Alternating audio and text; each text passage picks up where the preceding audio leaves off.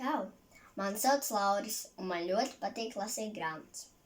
Šodien es jums lasīšu vienu no latviešu īspasakām. Un stāsta nosaukums ir Garā pasaka.